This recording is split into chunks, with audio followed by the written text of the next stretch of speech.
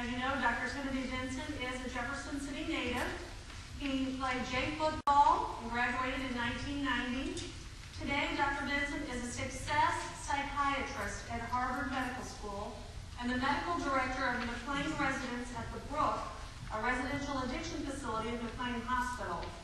He also has a private practice and a consulting company that focuses on meeting the needs of elite athletes, entrepreneurs, and executives in high-stress conditions. Please help me welcome one of our own, Dr. Tim Benson.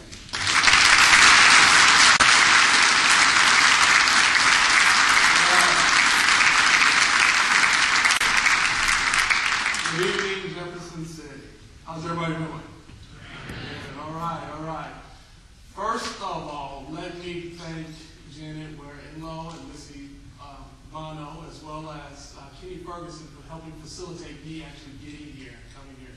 And I also want to give a special thank you to Joe Bass. I don't know if he's here tonight, but he was the one who came and picked me up from St. Louis in the middle of the night last night after my flight had got canceled to Columbia. So I appreciate him bringing me here today, last night. So, first and foremost, I was brought here just to talk a little bit about my life, especially how the community really impacted me in terms of my journey. So, but before I do, it's important for me to kind of clear the air. Yes, I am a psychiatrist. And I proudly say that now because for the longest, it took me a while to say that proudly because invariably when I told people that I was a psychiatrist, they would have one or two responses to me, whether they would articulate it or not.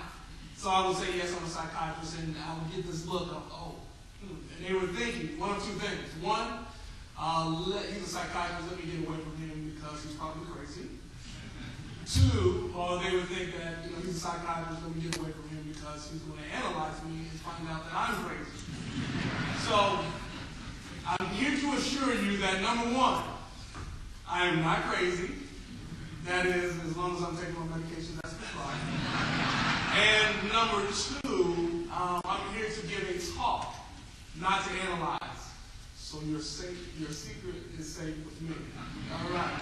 So having said that, I just wanted to touch a little bit on my life story. And I was invited here because I'm a product of this community.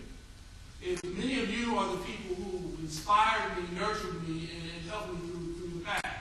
So this is a form of return on investment that I'm coming here. And really my main reason for coming here is to really say thank you.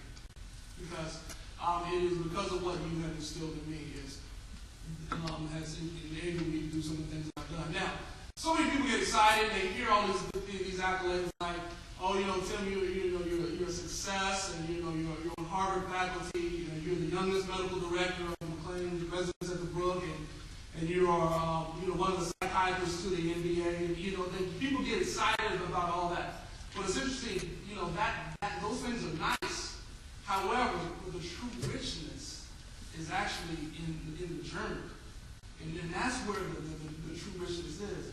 And if I was to give a take-home message from this, from my talk, it would be the notion of intentional change through strategy, structure, and support. Because those are the fundamentals that enable me to overcome some of the odds that I've had to overcome.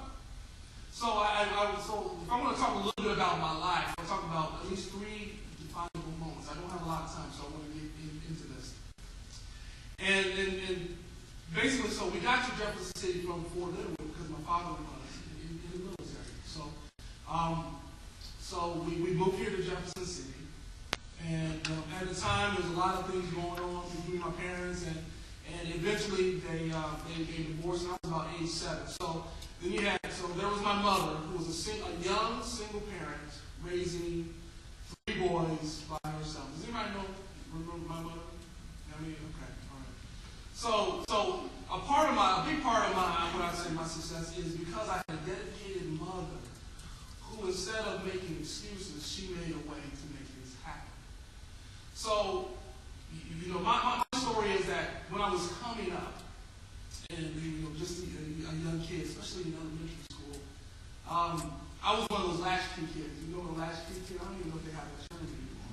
But I would come home, from school on the bus, And because of the things that were going on and that I internalized, I grew up really scared. I was a scared kid.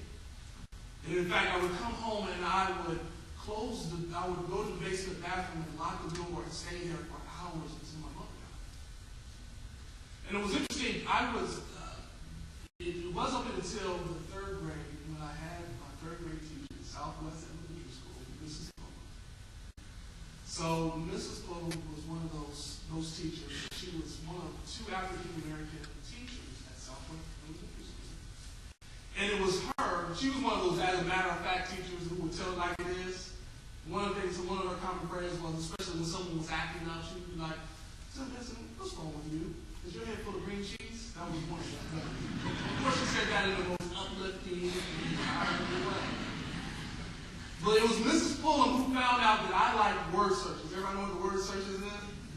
And so she found out I like word searches. And what she ended up doing was starting to give me these word searches. And I would get so excited, I would actually do these word searches and get them done, and then give them back to her. And then she would not just keep giving me these word searches. She would actually challenge me. She was like, Tim, I just don't know if you were able to do this one because this one's a little bit harder than the last one I did. And in my mind, I'm over here foaming at the mouth, thinking, okay, I'm going to show you. I'm going to show you that I can do it. Of course I can find those 3 words in that puzzle, right? So it was her that found that I loved that. So I even started doing my homework in class just so I could get these word searches done. And it was interesting because that's that confidence that I started to build, started to spill over in other areas of my life, not only in the classroom, but also on the athletic field. But looking back on that time, and of course as a psychiatrist, I can really analyze what was going on. And but metaphorically, there were 3 things that defining moment did for me. One, it taught me the notion of how confidence can breed confidence. And it's that confidence can also breed more confidence. So again, what I accomplished in the classroom started to spill over into to sports and other areas. The second thing that taught me was this notion of that you will find in life whatever you look for. So the metaphor of the word searches is you will find whatever you look for. This is something that I'm often talking to my patients about. What are you looking for in the situations that you're in? Because when you have a challenge, again, how are you viewing that? So you will always find what you look for. So you pay attention for what you're looking for. Are you looking for the opportunity, or are you looking for validation why things aren't going well? The third thing was this notion that taught me was the joy of competing against myself. It wasn't about comparing to others. It was about how good can I be. So it was that instilled some discipline and things into me. But then as I went through the elementary school, it was all about one day I'll become a J football player. That was the thing, because there was something about this tradition in Jefferson City that I really didn't understand at the time, but I really looked up to those football players during that time. One of the best Christmas presents I received was a Jays jacket. And I was in the 6th grade, and I wore that thing year-round. And so that's how much it meant to me, the excitement that was generated around me.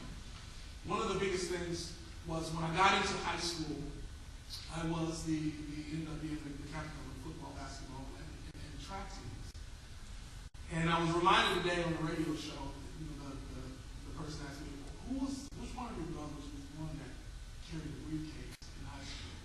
And guess who that was? That was me. Because again, on one level, let's be real, I thought it was cool. And plus, I was the captain of the football team, so nobody was going to talk to me. But I had a vision for myself. I didn't see myself where I was, but I saw myself as to where I was going. So that's what I was working towards.